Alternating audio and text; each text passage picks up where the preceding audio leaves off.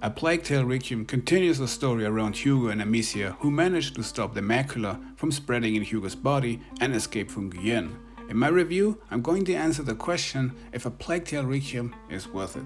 The game begins with Amnesia and Hugo enjoying peace after the first game, but that peace will not last long. After an unfortunate incident, the macula takes control over Hugo again, which also pushes him to its next threshold. This time it looks very serious and the chances of healing Hugo from the macula looks rather bad.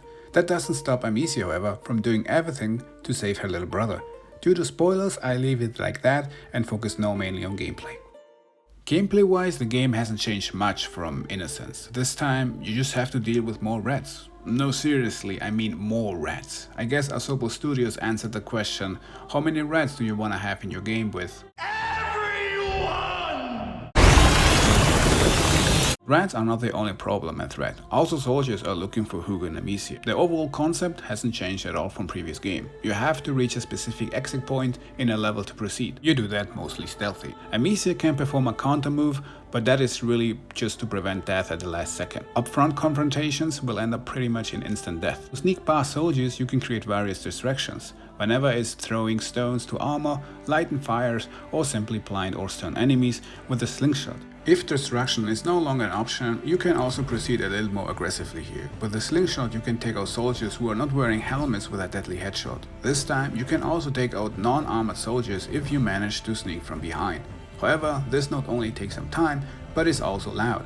You can also kill armored soldiers with knives you find in some levels. However, those knives can be used to open hidden workbenches later that reward you with some material, so you decide one kill or gain materials later. Progressing through levels filled with rats requires again a certain combination between alchemy, which can ignite or extinguish certain fire spots, and the correct command of your support characters. Eventually you're gonna find yourself in situations where you find not only rats but also soldier patrols.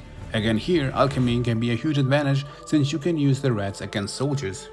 Like in the first game, you can upgrade Amnesia's spell cases to carry more alchemy material and the slingshot and the workbench. For that you need material and tools. Abilities can be unlocked, but you don't spend points or material. You unlock these by playing in a specific playstyle. You can fill 3 playstyle bars. First one is Prudence, which is being sneaky.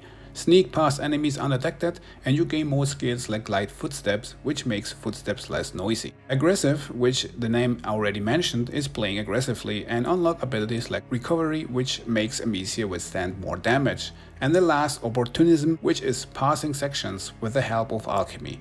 That will unlock skills like Alchemy Knowledge, which will make alchemy craft faster. The only true upgrade when it comes to weapon is probably the crossbow, which can be used also as a deadly weapon or in various levels to create a path.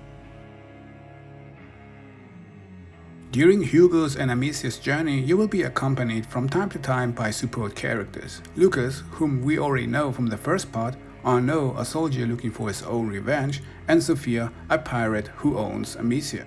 Lucas Superfaccio will blind soldiers for a small time, Arnaud will fight against soldiers, and Sophia creates with her prism a small fire in high grass, which distracts guards. The most important companion is, however, of course, Hugo. Due to the macula threshold, his powers are now stronger. Hugo doesn't only have a new rat sense, but can also directly control rats, which can be directed to soldiers.